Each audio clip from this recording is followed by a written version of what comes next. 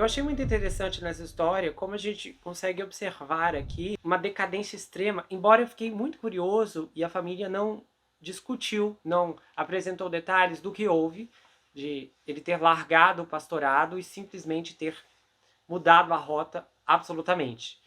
Então, para você ver um indivíduo que tinha uma vida exemplar, estava dentro de uma instituição religiosa, aconselhando jovens, de repente abandonar tudo e mais pra frente se tornar um golpista de alto nível é bastante extremo. O que é chocante porque ele jogou tudo que aprendeu pela janela, fazendo o oposto de tudo que ouviu na igreja. E é bárbaro pensar o que realmente há dentro desse homem, porque não apenas a forma como ele fez tudo o que fez, que assim é assustador de pensar na decepção dessas pessoas, pessoas que confiaram nele durante muitos anos, além de arrastar a família para essa situação e de simplesmente fugir e largar tudo para trás, sem entrar em contato com os filhos. Nitidamente, esse homem realmente vivia uma vida altamente paralela. E não é difícil de entender como ele conseguiu abandonar os filhos dessa maneira, já que, antes da fuga, ele já vivia uma vida de forma isolada, no qual apenas ele estava ciente do que estava acontecendo. Tudo o que ele fez estava estruturado em uma série de mentiras. Ele era a única pessoa que sabia a verdade, que sabia exatamente o que aconteceria quando a farsa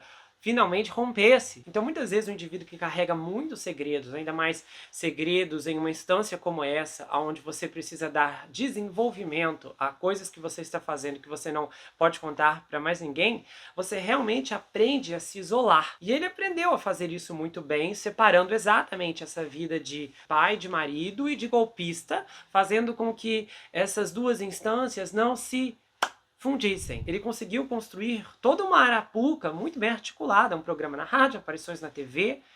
Então, a mente desse homem realmente agiu numa velocidade muito impressionante, porque assim, a estrutura desse golpe, pelo menos com os detalhes que eu tenho aqui, é de um golpe bem profissional. É como se ele tivesse planejado antes de realmente acontecer. Até porque isso durou muitos anos. Até mesmo um pouco diferente do caso da Elizabeth Holmes, porque quando a Elizabeth começou a empresa, especificamente, ela esperava que a Theranos desse certo. Ela esperava que o aparelho funcionasse. Quando o aparelho não funcionou, ela continuou mantendo a farsa a longo prazo. Esse homem saltou de um emprego para o outro e começou os golpes quase que imediatamente. Imagina você acordar um belo dia e pensar: nossa, vou me tornar golpista. Porque muitas vezes a maior parte dos golpistas se vê em uma situação onde o golpe é apropriado. Então a circunstância aparentemente é favorável. E aí o indivíduo acaba dando um passo no qual vai levá-lo a um caminho de uma trilha de golpes. E, especificamente, ele vai se tornar um golpista profissional. Seja como for e o que quer que tenha passado pela cabeça desse homem, uma coisa é clara: ele se preparou. Eu acho que talvez ele, de repente, sabia que aquilo ali não ia durar para sempre. Então, uma coisa é certa: ele pensou, vou aproveitar enquanto durar. Aí ele deu fora quando o momento chegou e deixou a família para lidar com as consequências. Realmente, ele se importou muito com os filhos. Muitas vezes essas pessoas que roubam, que dão golpes e que envolvem a família no esquema, sem que eles saibam o que está acontecendo, eles não estão fazendo isso porque querem dar o melhor para os filhos, para a esposa. Ai, quero dar o melhor para o meu filho, presenteá-lo, levá-lo para a Disney. Não há esse sentimento.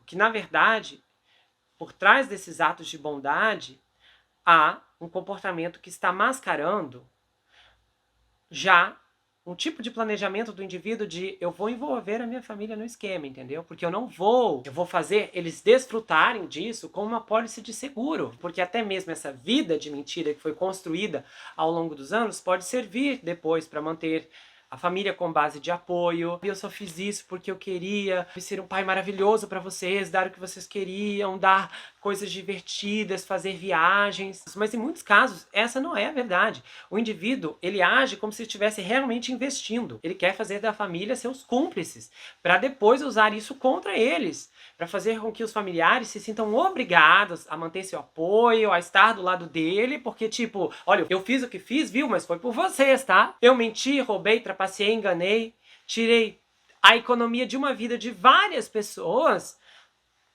por vocês, viu? Não foi só por mim, foi por vocês também. Pode ter certeza absoluta que qualquer tipo de carinho que ele tenha pelos filhos é bem mínimo. No mais, tudo que ele fez até aqui foi realmente por ele, até mesmo pela forma como ele fugiu, pela forma como ele armou tudo, de passar tudo pro nome da esposa, de fazer todo esse esquema, foi para realmente envolver a família dele e falar, olha, se virem aí. É muito fácil ainda se confundir e ficar totalmente perdido no meio de uma série de emoções mistas aí e achar que ele, no fundo, ele ainda estava pensando em nós, mas a triste verdade é que não. É que ele só pensou nele e muitas vezes a família serve como escudo nessas horas. Então tem muitas pessoas que acabam fazendo com que outros desfrutem de seus bens roubados para que posteriormente esses indivíduos sejam úteis caso a casa caia. Tudo é planejado, esquematizado e armado do começo ao fim. Chris se mostrou um ser bem calculista e que ainda jogou suas cartas enquanto estava dando os passos finais.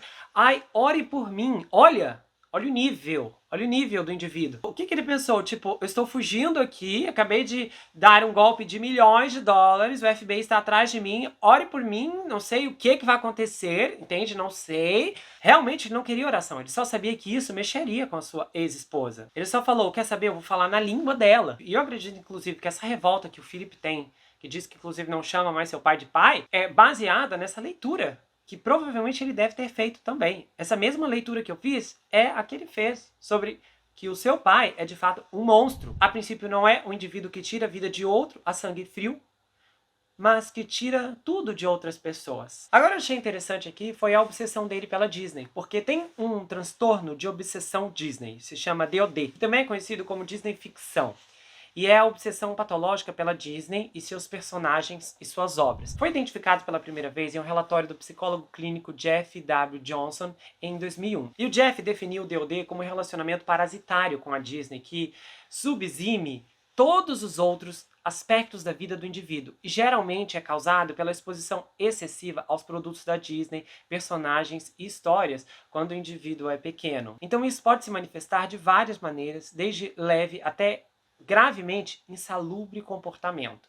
A obsessão pode ganhar vida própria e levar os indivíduos a consumir a Disney, geralmente em grandes quantidades, excluindo outras formas de mídia, amigos e atividades, e não é incomum ver pessoas vestindo roupas relacionadas à Disney, assistindo a filmes da Disney e visitando os parques da Disney diariamente. Isso é mentira. Eu já ouvi centenas de casos assim. Eu lembro que um dos meus primeiros casos, e olha que isso aqui eu atendi por telefone ainda na época, não era nem videochamada, era chamada mesmo, que a mulher lá, uns quase 60 anos, o marido dela também de 60 anos, e ela falou assim, aqui em casa, meu marido tem vídeos cassetes da Disney, tem DVDs da Disney, tem tudo da Disney, ele é obcecado pela Disney, um comportamento assim que você olha e fala, mas, irmão, que idade você tem? E embora esse nível de comportamento seja extremo e, no caso, bem perceptível para fazer com que qualquer pessoa que veja aquilo entenda que algo está errado, há também essa síndrome que eu, pessoalmente, Gustavo, acredito estar se manifestando em muitas outras pessoas. Eu me lembro há anos atrás, na época do meu lançamento do meu livro, eu lancei o meu livro em setembro, mas eu lembro claramente que em abril estava lançando um filme da Marvel. E na época eu fui no cinema assistir um outro filme que estava lançando ali mais ou menos próximo da data, acho que era dia 20. Era um filme baseado numa história real de um garoto que se afoga e fica não sei quantos minutos embaixo d'água. Nisso eu lembro claramente de ouvir falar de cima a baixo sobre os Vingadores da Marvel que estava para estrear. E o cinema, todos os ingressos, na época, quando fomos comprar o ingresso para assistir esse filme, já estavam vendidos para a estreia dos Vingadores. E aí eu fui perguntar para a moça da bilheteria, comecei a conversar com ela, e ela me contou sobre o vexame de pessoas ali, tipo, chorando, se ajoelhando, pessoas desesperadas, assim. E ela foi me descrevendo assim, sintomas que claramente, gente, não era normal. De pessoas que estavam agindo como se o meteoro estava prestes a cair na Terra. Até porque, assim, os ingressos para a estreia do filme, que eu acho que foi dia 25 de abril, na época, estavam esgotados no cinema ali. Mas tinham ingressos para os demais dias, para os dias seguintes. E as pessoas, não, eu tenho que ver no primeiro dia. E assim, não adianta me dizer que é toda aquela coisa envolvente, porque assim, o nível de comportamento que eu lembro que ela me relatou ali, as coisas que as pessoas tentaram fazer, até mesmo posteriormente, gente tentando invadir a sala do cinema, quando o filme lançou, não é normal. Não adianta dizer que era um grande filme imperdível. pessoas adultas, coerentes, com raciocínio no devido lugar, não se comportam dessa maneira. Pra muita gente pode parecer um absurdo isso, porque aquilo que aconteceu na época, toda essa empolgação com os filmes da Marvel, foi super normalizado, quando na verdade havia algo muito maior acontecendo, de um bando de adultos indo pro cinema, assim, fantasiadas. E me desculpa, quando a gente tá falando de menores fantasiados, é uma coisa, menor é menor. Eu lembro mesmo, eu tinha até uma sandália do Homem-Aranha quando eu era pequeno, eu tinha um óculos. Eu não consigo me imaginar, aparecendo aqui no canal com... Eu não sou mais fã, mas assim, antigamente eu era, mas mesmo se eu fosse hoje, eu não consigo me imaginar aparecendo aqui com a roupa do Homem-Aranha, vocês imaginam? Eu com a máscara, com aquela roupa toda vermelhona. Eu lembro de uma vez de uma palestra que me deu nojo do indivíduo. Gente, uma palestra séria que não tinha nada a ver, o indivíduo estava vestido como o Homem de Ferro e deu uma desculpa assim super ridícula pra justificar aquilo e assim... A galera aplaudindo, o homem de 40 anos, o que aquilo ali tem a ver? Eu lembro que depois disso eu vi várias pessoas, nada a ver, imagina você dar uma palestra sobre culinária e você se vestir de Batman. Pelo amor de Deus, eu pensei, são pessoas que simplesmente querem carnalizar esse desejo tão arraigado de se mostrar. E o cara lindo ali, achou que tava arrasando com aquela roupa ridícula ali, porque primeiro eu olhei a imagem do Homem de Ferro, fantasia pro filme, é bonita. De metal, brilha, aquilo ali não, era uma... Então assim, muita gente achando lindo, muita gente achando bobo, mas se você olhar mesmo pra situação, você vê que houve aqui, sabe, um grave desvio psicológico, uma infantilização que aconteceu com pessoas que assim, é surreal. Eu lembro que posteriormente ao lançamento do filme, que parece que tinham personagens importantes que foram batendo as botas ao longo lá da narrativa, eu lembro de uma pessoa que me contou que tinha um indivíduo do lado dele, que assim, chorava violentamente, e assim, isso é tão estranho, porque quando eu era pequeno, era muito emotivo, eu era muito emotivo, então eu chorava realmente quando eu me comovia, isso em filmes, mas assim, nada, gente, era como as coisas que eu ouvi. As pessoas... não sei o que. Eu não consigo lembrar de não tendo nenhum descontrole. Por mais que quando você pega alguém que é emotivo, e como eu já fui muito emotivo, eu posso dizer, existe uma diferença de um indivíduo emotivo.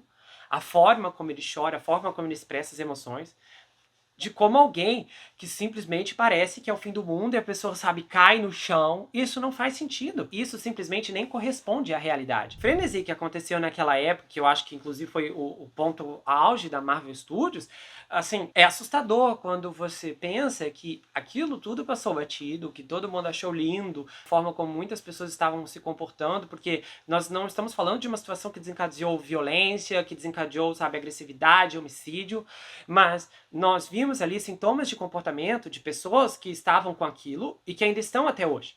Porque pode ter certeza, se aquilo ali não se manifestar mais através de um indício de algum tipo de personagem da Disney, vai se manifestar através de outra coisa. E pode ser que seja uma coisa pior, uma coisa muito mais séria do que um filme de herói. E diferente de todas as outras empresas, a Disney é a que tem o maior poder de realmente encantar e seduzir. Eu já vi muitas pessoas que são obcecadas pela Apple, pelo Steve Jobs, pessoas que são fanáticas por marca de carros, pessoas que são, assim, altamente fanáticas por diversas coisas que poderíamos discutir e debater aqui. E claro, cada um desses grupos ainda tem seus próprios subgrupos. A gente sabe que tem muito fanatismo envolvendo futebol, embora eu acho que hoje diminuiu muito comparado ao que tinha antigamente. Nós temos pessoas fanáticas, nós temos pessoas que idolatram celebridades. Talvez o pior tipo de idolatria hoje é a política, na minha visão, porque se tornou perigosa e mortal. Mas esse tipo de obsessão aqui, muitas vezes pode passar batido, porque o que pode estar acontecendo é que aquilo ali está sendo mascarado.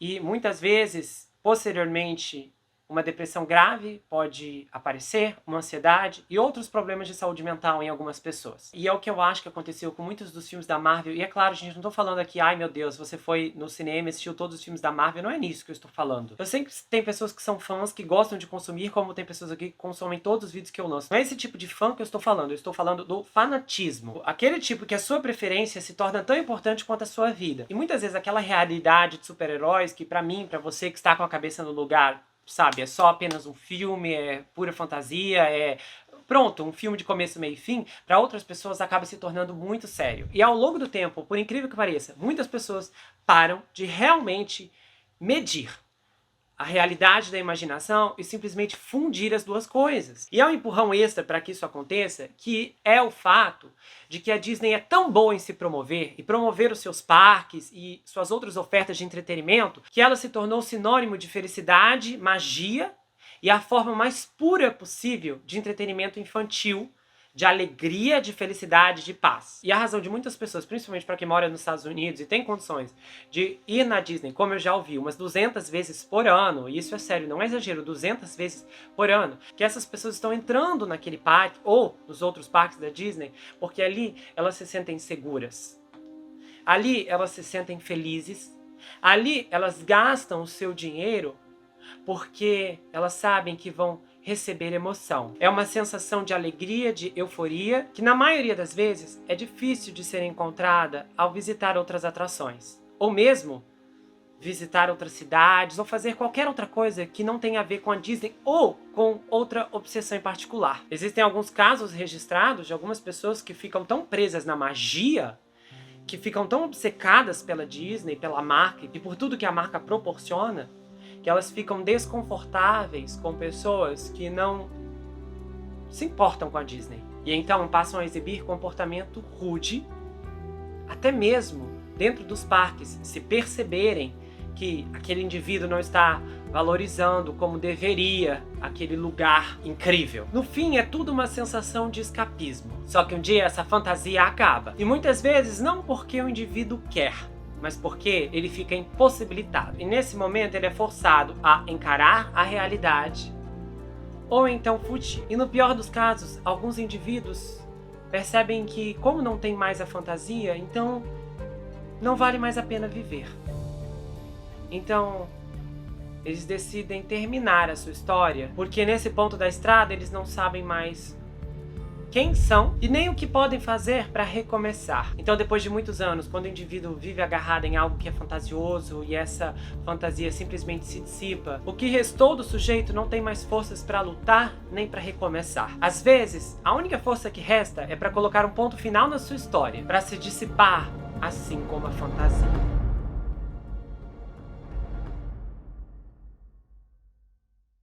Se você gostou desse vídeo, inscreva-se no canal, ative o sininho, compartilha, dá o seu like, passe esse vídeo adiante, espero que você tenha gostado. Se você quiser saber mais sobre mim, adquira meu livro Perfeito Estranho, já está disponível no meu site, você pode falar comigo pelo Instagram.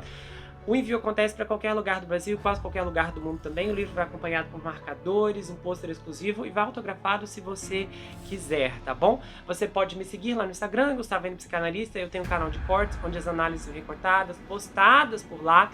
E eu também tenho um grupo no Telegram, onde eu envio áudios exclusivos, bastidores, muita coisa que não venha toda por aqui, mas sempre sai por lá. E não deixe de conferir, é claro, a nova minissérie de 24 Horas na Mira, A Mansão da Playboy. Eu tenho certeza que você não vai se arrepender dessa história e tem muitas coisas te esperando. A gente se vê no próximo caso, não esqueça que aqui você sempre vai ter uma amiga. Até mais, pessoal!